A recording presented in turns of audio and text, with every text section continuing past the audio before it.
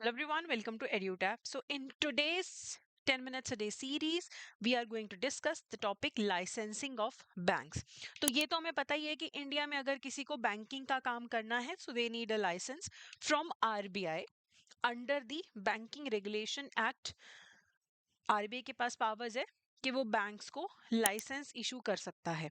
So RBI का discretion है कि उन्होंने लाइसेंस देना है या नहीं देना है. कोर्ट्स तभी इंटरवीन करते हैं अगर उनके पास ये सोचने का ग्राउंड्स हो, बिलीव करने के ग्राउंड्स हो कि आरबीआई ने जानबूझ के लाइसेंस कैंसिल किया है या एप्लीकेशन रिजेक्ट की है, कोई अनरीजनेबल ग्राउंड्स है. बाकी जो हमारा बैंकिंग रेगुलेशन एक्ट है वो आरबीआई को ये भी पावर देता है कि आरबीआई हायर रिक्वायरमेंट्स कैपिटल की रख सकते हैं. वैसे तो बीआर एक्ट के अंदर मिनिमम कैपिटल रिजर्व की रिक्वायरमेंट्स हैं, लेकिन अगर आरबीआई चाहे तो वो हायर कैपिटल रिक्वायरमेंट्स भी स्टिपुलेट कर सकता है.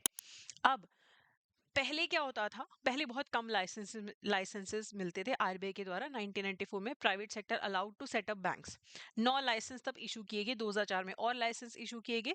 फिर 2011 के बजट में ये बोला गया कि हमें प्राइवेट सेक्टर को बढ़ावा देना चाहिए बैंकिंग में और हमें बजट देने हमें ज्यादा लाइसेंसेस देने चाहिए हैं. तो अब क्या है, अब 2013 में और इनविटेशंस भेजे गए थे, इनवाइट्स भेजे गए थे एप्लीकेशंस के लिए कि ठीक है आप अप्लाई करो अगर आप बैंक के तौर पे अपने आप को रजिस्टर करना चाहते हो. तो अभी पॉलिसीज थोड़ी सी चेंज हो चुकी हैं लाइसेंस देने के लिए.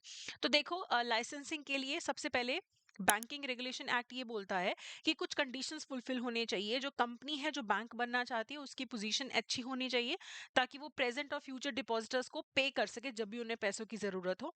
कंपनी के अफेयर्स ऐसे कंडक्ट हों कि बिल्कुल भी डिपॉजिटर्स के इंटरेस्ट के खिलाफ ना हो. एडिक्वेट स्ट्रक्चर होना चाहिए, कैपिटल स्ट्रक्चर, अर्निंग प्रोस्पेक्ट अच्छे होने चाहिए है उस बैंकिंग कंपनी के. पब्लिक का फायदा होना चाहिए बैंक से, और बैंक को लाइसेंस देने पे लोकल बैंकिंग सिस्टम का नुकसान नहीं होना चाहिए है. इकोनॉमिक प्रोग्रेस और स्टेबिलिटी होनी चाहिए है.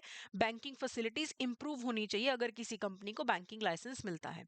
फॉरेन बैंक्स की अगर बात करें, फॉरेन बैंक्स अगर होली ओन्ड सब्सिडरीज या ब्रांचेस इंडिया में सेटअप करना चाहते हैं तो उनकी जो होम कंट्री है वहां पे उनका प्रॉपर प्रुडेंशियल सुपरविजन होना चाहिए, बेसल नॉर्म्स वो फॉलो करते हो, और वहां की जो कंट्री है जहां से वो बैंक आ रहा है वो इंडिया के बैंक्स के अगेंस्ट डिस्क्रिमिनेट ना करता हो. ऐसा नहीं है ना कि कोई ऑस्ट्रेलिया में इंडियन बैंक्स को आने नहीं दिया जा रहा और हम ऑस्ट्रेलियन बैंक्स को आने दे, तो ऐसा तो नहीं हो सकता. तो जो फॉरेन बैंक है उसको अपना होम कंट्री रेगुलेटर से अप्रूवल होना चाहिए बैंकिंग बिजनेस का. हमारे उनके साथ इकोनॉमिक पॉलिटिकल रिलेशंस अच्छे हो कंट्री के साथ, वो बैंक फाइनेंशियली साउंड हो, उनका ओनरशिप पैटर्न देखना पड़ता है, और इंटरनेशनल और होम कंट्री के रैंकिंग्स देखे जाते हैं, वर्किंग कैसा है उनका, इंटरनेशनल रेटिंग एजेंसीज ने क्या रेटिंग दी है, इंटरनेशनल प्रेजेंस कैसा है बैंक का. ये सब कुछ देखते हुए ही फॉरेन बैंक्स को इंडिया में काम करने दिया जाता है. अब यूनिवर्सल बैंक्स की बात करें तो on tap banking licensing policy है, यानी कि विंडो जो है बैंकिंग लाइसेंस के लिए अप्लाई करने की through out the year open रहती है.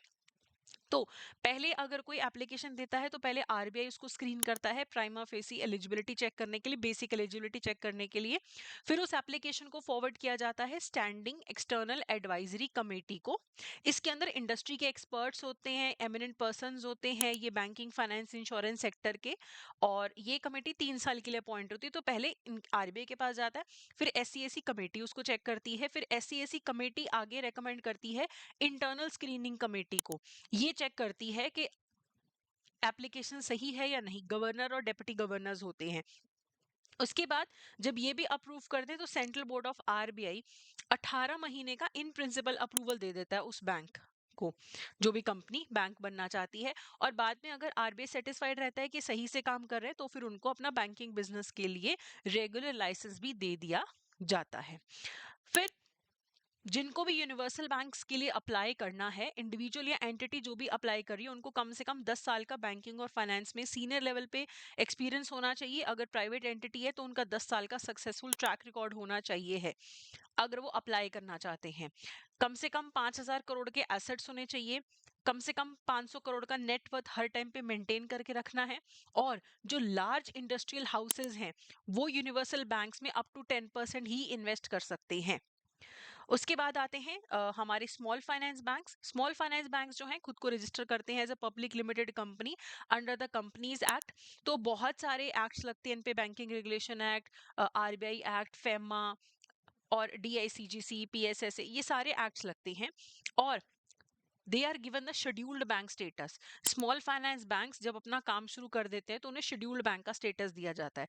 तो अगर स्मॉल फाइनेंस बैंक के लिए अप्लाई करना है तो जिसको भी अप्लाई करना है, इंडिविजुअल को अगर अप्लाई करना है तो 10 साल का एक्सपीरियंस होना चाहिए बैंकिंग फाइनेंस वाले सेक्टर में।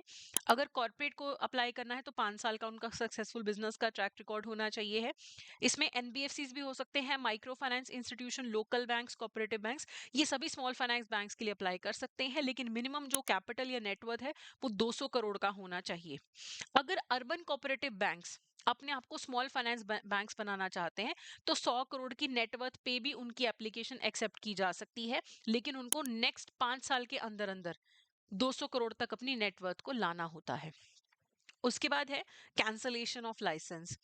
If the company ceases to carry on banking business, अगर कोई बैंकिंग का बिजनेस ही बंद कर दे तो उसका लाइसेंस कैंसिल हो जाता है। लेकिन इसके अलावा अगर वो कंपनी बैंक कंडीशंस फुलफिल नहीं करती है जो उन पे होती है अंडर आरबीआई या बीआरए एक्ट जो भी होती हैं, वो अगर कंप्लाई नहीं करते हैं तब भी उनका लाइसेंस कैंसिल किया जा सकता है, लेकिन एक बार उनको अपना पक्ष रखने का मौका जरूर दिया जाता है।